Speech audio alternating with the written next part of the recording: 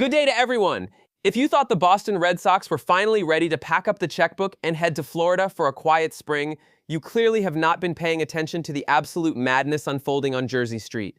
Just when we thought the dust had settled on the Ranger Suarez signing, a move so bold it practically required a police escort for Craig Breslow, the rumor mill has shifted into an entirely different gear. We are talking about trades that feel as inevitable as a rainy Tuesday in Manchester, involving names that will either make you dance on the dugout or question the very fabric of reality. Between development camps, secret meetings at the winter meetings, and the ghost of Alex Bregman still haunting the corridors of Fenway, the Red Sox are currently operating with the kind of suspense usually reserved for a high-stakes thriller. It is fast, it is sharp, and it is most certainly inevitable. Quick favor, if you are loving this high-octane look into the Red Sox's master plan, hit that subscribe button and click the notifications bell icon. Over 92% of viewers have not yet, which is a statistic more depressing than a 1-0 loss to the Yankees in the Bronx. It is free, it takes a second, and it means the world to us here at Red Sox Report. Thanks if you did. Now, back to the show. It is a Wednesday in Boston, and while the wind might be biting, the action at Fenway Park is heating up. We have just seen the conclusion of the Red Sox development camp, a program that has become the crown jewel of the offseason. This is where the top prospects, the future legends, and the please don't trade them darlings descend upon Boston for a week of media sessions, community appearances, and intense workouts. My colleagues have been on the ground covering every single moment, and let me tell you, the energy is infectious. These lads are not just hitting balls into the empty bleachers, they are out in the community, visiting cancer wings and hospitals, continuing a tradition that stretches back to my days as a Sea Dogs broadcaster. I remember taking these groups up to Maine for the Children's Cancer Program, and it is truly one of the most remarkable things this organization does. But beyond the charity, the focus is on the field. Once this camp wraps up, we are on a one-way track to the January 20s, where the trickle-down to Fort Myers begins. Pitchers and catchers are mere weeks away, and with the World Baseball Classic on the horizon, the inevitable return of baseball is starting to feel very real indeed.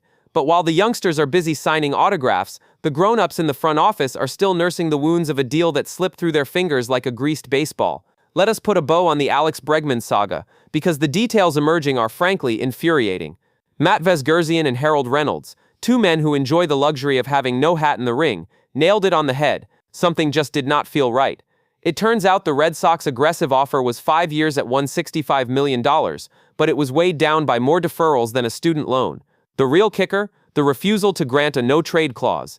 Bregman, a man with a young family who values stability, essentially chose the Cubs because they treated him like a cornerstone, while the Red Sox treated him like a trade chip in waiting. I am firmly Team Bregman on this one. If you want a superstar to lead your homegrown nine, you have to be willing to give them the security they deserve. It is a philosophy that echoes back to the Theo Epstein era, the feeding the monster days, where the battle between building a core and spending recklessly was a daily struggle. Theo left because he wanted to build a foundation, and when he went to Chicago, he did exactly that. The Red Sox seem to be caught in a loop of making business moves rather than baseball moves.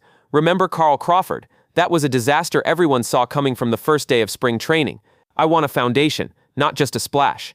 Speaking of foundations, if the Red Sox truly want to solidify the infield, they might need to look toward a certain pull-heavy hitter who is currently the talk of the trade market. With Bregman gone, the name on everyone's lips is Isaac Paredes.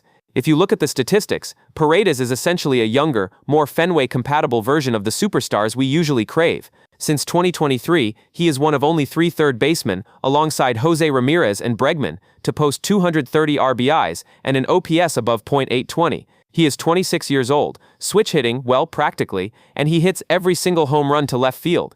At Minute Maid Park, he had the Crawford boxes. At Fenway, he has a 37-foot-tall green wall that might as well have his name written on it. The trade rumors are heating up, and for good reason. Paredes' swing is a masterpiece of pull-hitting efficiency. While some worry about his exit velocity, I worry about how many windows on Lansdowne Street he is going to break. He is the ultimate low-cost, high-reward pivot.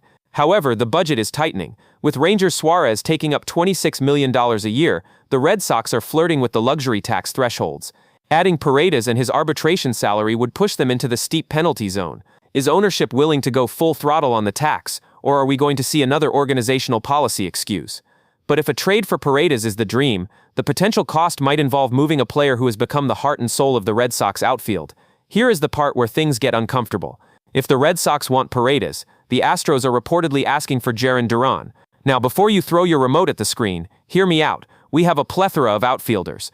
Between Wilyer Abreu, Ceddanne Rafaela, Masataka Yoshida, and the emerging Christian Campbell, the grass is getting a bit crowded. Duran is an all-star MVP, a speedster, and a fan favorite, but he is also the Red Sox's most valuable trade chip. If the Red Sox believe that Christian Campbell can reproduce his early 2024 form, where he looked like the second coming of Dustin Pedroia, then moving an outfielder becomes a logical if painful necessity. Do you keep the speed of Duran or trade for the defensive stability and power of a true third baseman like Paredes? It is a gamble of epic proportions. Personally, I would be hesitant to move Duran unless the deal was overwhelmingly in Boston's favor. You do not trade the heartbeat of your team for a maybe, but in the world of Craig Breslow, everything is a calculation. As the offseason marches on, the Red Sox are proving that they are no longer content to sit on the sidelines while the Yankees and Dodgers dominate the headlines. Whether it is signing towering righties like Patrick Halligan to minor league deals, or meeting secretly with Framber Valdez at the winter meetings, the Red Sox are building something. They are shifting toward a pitching-first organization, which is a refreshing change of pace for a team that has historically relied on outslugging its problems. The addition of Suarez, Gray, and Crochet creates a rotation that can actually compete in the meat grinder that is the AL East. It is inevitable that more moves are coming, because in Boston, standing still is the same as moving backward. Thank you for watching Red Sox Report.